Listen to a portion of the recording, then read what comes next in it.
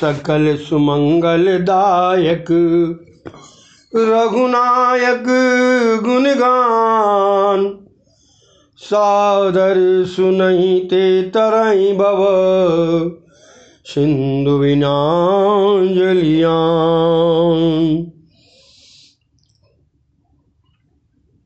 श्री कृष्ण गोविंद हरे मुरारे, हे नाथ नारायण वासुदेवा।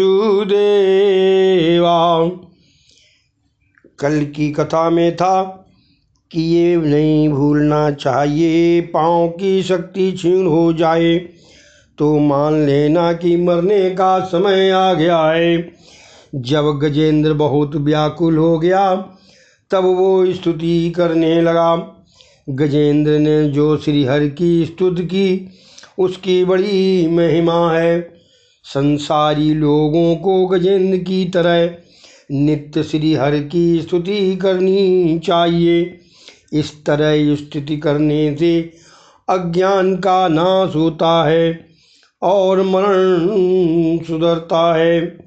काल जब जीव को पकड़ने के लिए आता है तब वो प्रभु को पुकारता है कि हे नाथ, आपकी शरण में आया हूँ। जीव जब चारों ओर से निराधार बन जाता है तब पूर्व जन्म के संस्कार से और सत्कर्मों से वह प्रभु की शरण में जाता है। गजेंद्र स्तुति करता है। भिन्न भिन्न रूपों में नाटक करने वाला अभिनेता के वास्तविक स्वरूप को जिस प्रकार साधारण दर्शक नहीं जान सकता, उसी प्रकार सत्व प्रधान देवता या ऋषि भी तुम्हारे स्वरूप को नहीं जान सके तो फिर दूसरे साधारण लोग तो तुमको पहचान ही कैसे सकेंगे या तुम्हारे स्वरूप का वर्णन कैसे कर सकेंगे। ऐसे दुर्गम चरित्र वाले हे प्रभु मेरी रक्षा करो। ये कहकर गजेंद्र प्रभु की स्तुति करने लगा। पशुतुल्य अविद्याग्रस्त जीव की अविद्यारूप फांसी को सदा के लिए काटने वाले अत्यंत दयालु और दया करने में कभी भी देरी ना करने वाले नित्य मुक्त प्रभु की शरण में मैं आया हूँ। मैं वंदना करता हूँ अपने अंश से सर्व जीवों के मन में तुम अंतर्यामी रूप से प्रकट हो रहे हो। सबके नियंता और अनंत ऐसी आपकी मैं वंदना करता हूँ।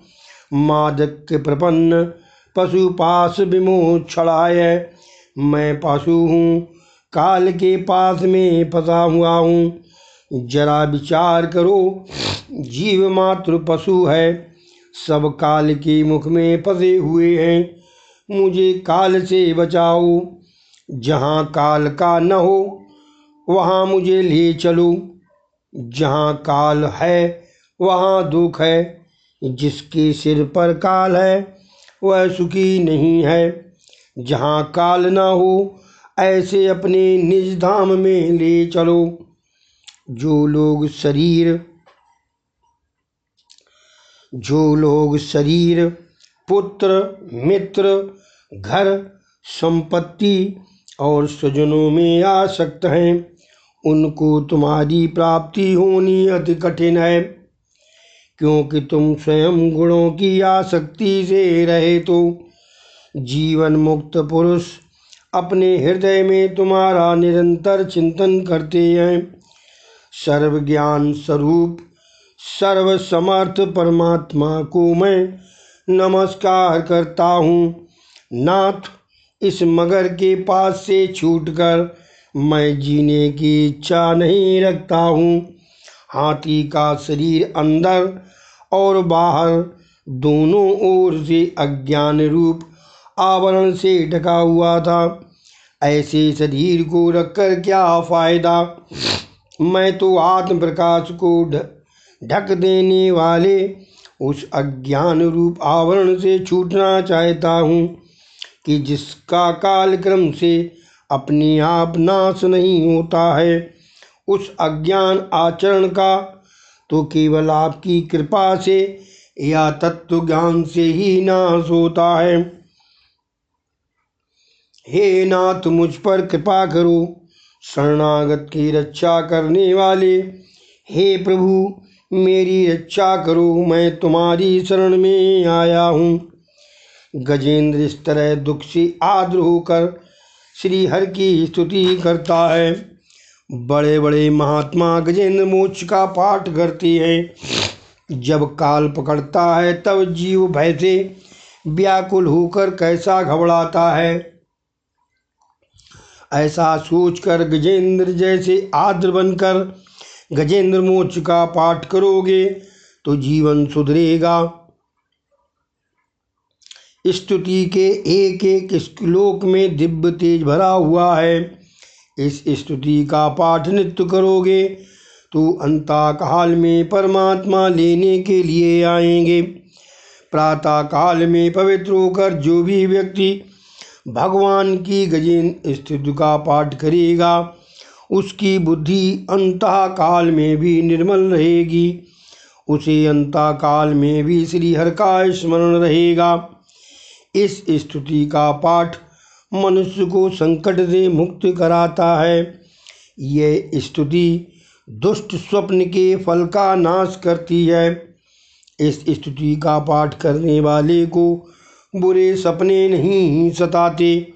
यह जीव अंत काल में घबराता है। जब वह चेतनहीन हो जाता है तब यमदूत उसे बाहर निकालते हैं। अंतकाल में जीव अतिशय दुखी होता है। ऐसे समय में ईश्वर का स्मरण हो सकता बड़ा कठिन है। ईश्वर की कृपा हो तभी उनका स्मरण हो सकता है। अतः हो सके तो प्रतिदिन गजेंद्र स्तुति का पाठ करो। हो सके तो मत्स्यावतार चरित्र का भी पाठ करो। मध्य रात को रास पंचाध्यायी का पाठ करो। ऐसा करने से प्रभु कृपा से काम उसे नहीं सताएगा। गजेंद्र प्रार्थना कर रहा है, अब तो मुझे अविनाशी दिव्य शरीर दीजिए। यमुना महारानी कृपा से अलौकिक शरीर के नूतन तत्व का दान मिलता है। नाथ, कृपा करके मुझे अव्यय अविनाशी तेजोमय शरीर दीजिए। नाथ, आप शीघ्र ही पधारें। हे गोविंद, हे नारायण, मैं दीन हुआ हूँ, काल के मुख से मुझे मुक्ति दें। जब उस गजराज को बचाने के लिए ब्रह्मा आदि कोई भी देवता न आए तो परमात्मा को चिंता हुई। स्वयं दौड़ते हुए आए। द्वारका नाथ निराधार के आधार हैं। अंतकाल में याद करने पर वे दौड़ते हुए आते हैं। गजेंद्र ने भगवान को आते हुए देखा तो उसने सरोवर में से एक कमल का फूल लेकर भगवान को अर्पित किया। तुलसी और कमल परमात्मा को अति प्रिय है। परमात्मा की नाव से कमल उत्पन्न हुआ है। कमल ब्रह्म का सर्जन नहीं है। भगवान ने उस कमल के फूल को स्वीकार किया और अपने सुदर्शन चक्र से मगरमच्छ का वध किया। ज्ञान चक्र से ही काल का नाश हो सकता है। ऐसा ज्ञान होना चाहिए कि सब में भगवान दिखाई दें। जिसे ब्रह्म दृष्टि प्राप्त होती है वह सभी स्थान और वस्तु में प्रभु का ही दर्शन करता है। ब्रह्म ज्ञानी तो संसार में कहीं कभी भी मिल जाएंगे, किंतु सुखदेव जी जैसी ब्रह्म दृष्टि वाले बहुत अल्प ही मिलेंगे। ऐसे ज्ञानी के लिए संसार बाधक है, बाधक नहीं है। अज्ञानी के लिए संसार बाधक है, ज्ञानी को नहीं। ज्ञानी के लिए जगत जगत नहीं है। मनुष्य को ज्ञान की पकड़ से छूटना है। भगवान ने सुदर्शन चक्र से मगरमच्छ की हत्या की थी। अर्थात सुदर्शन भगवान के दर्शन से काल की हत्या होगी। सर्व में भगवत दर्शन ही सुदर्शन है। जब काल पकड़ता है तो उसकी पकड़ में से काल के भी काल भगवान ही छुड़ा सकते हैं। सुदर्शन से काल रूपी मगरमच्छ का नाश हुआ। इसका अर्थ यही है कि तुम्हारी दृष्टि जब सुदर्शन अर्थात सभी में प्रभु का दर्शन करने वाली होगी तभी तुम काल के मुख से मुक्त होगे। तुम भी तब काल को जीत लोगे। ऐसे ज्ञानी पुरुष का काल क्या बिगाड़ सकता है? जिसके हृदय में सर्व के प्रति भगवत भाव जागृत हुआ है वह काल के मुख से मुक्त हो जाएगा।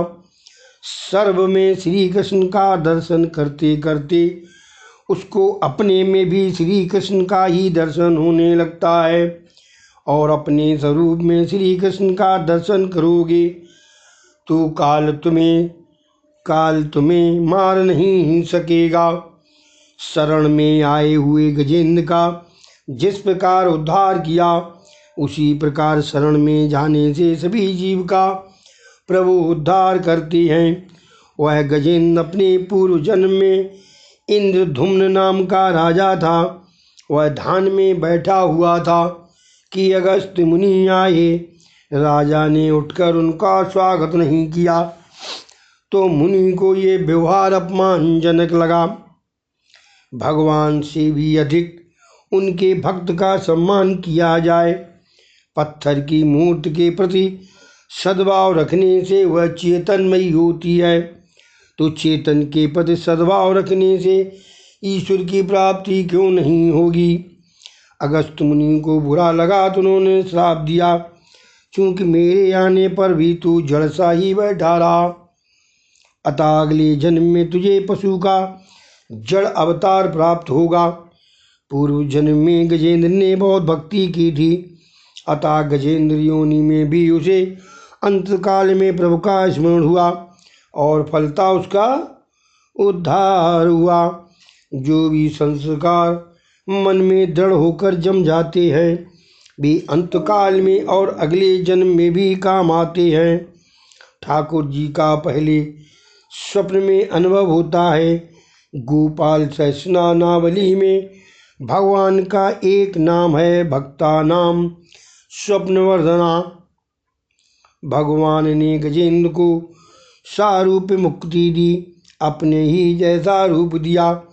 गजेंद्र की भांति तुम भी दीनता और व्याकुलता से गजेंद्र स्तुति का पाठ करो। अंतकाल में ठाकुर जी गजेंद्र की भांति तुम्हें भी लेने के लिए आएंगे। छठे अर्थात चाक्षुष वनमंतर में समुद्र में से जो अमृत मिला उससे भगवान ने देवों को पिलाया। इस मनवंतर में भगवान ने अजीत नाम से अवतार लिया था। समुद्र मंथन करके अमृत निकाला। स्वयं विष्णु ने ही कच्छप रूप धारण करके मंदराचल पर्वत को अपनी पीठ पर धारण किया। परीक्षित राजा ने पूछा, भगवान ने समुद्र मंथन कैसे किया? कच्छप रूप लेकर मंदराचल को अपनी पीठ पर क्यों धारण किया? उन्होंने देवताओं को कैसे अमृत पिलाया? इस समुद्र मंथन की कथा कृपया मुझे भी सुनाइए।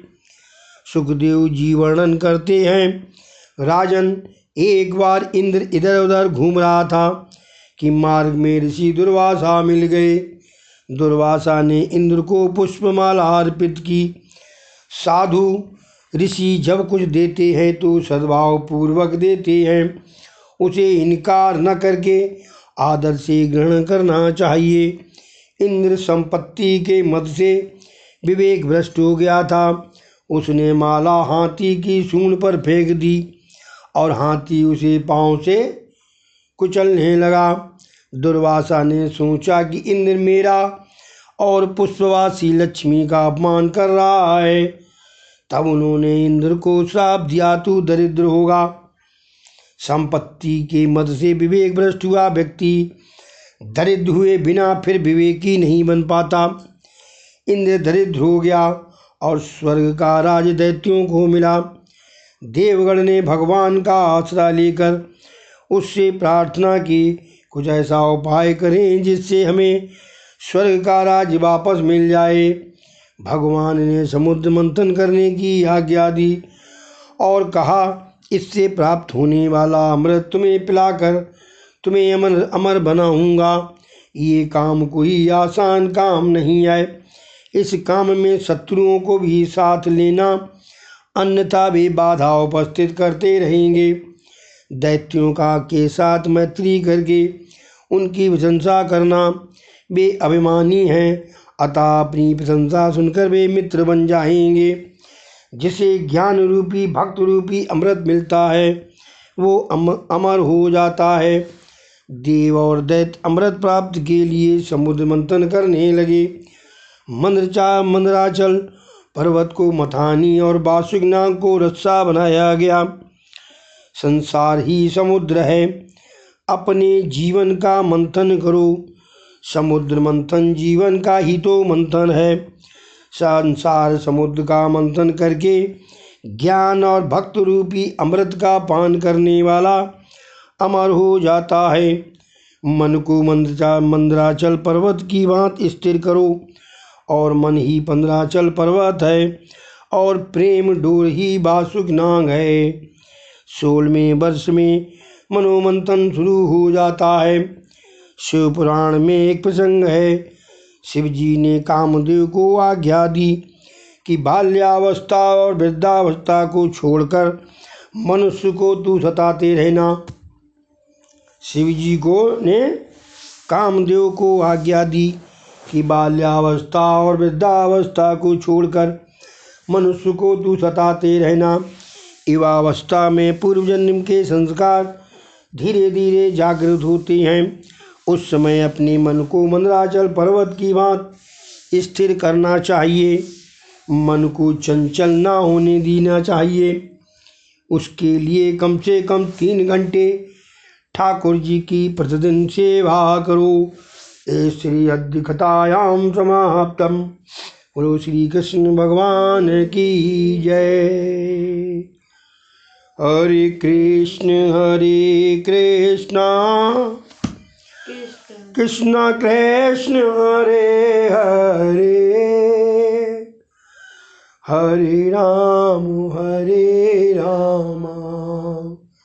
राम राम हरे हरे। हरे कृष्ण कृष्ण कृष्ण हरे हरे, हरे राम राम राम हरे हरे। बोलो श्री कृष्ण भगवान की जय।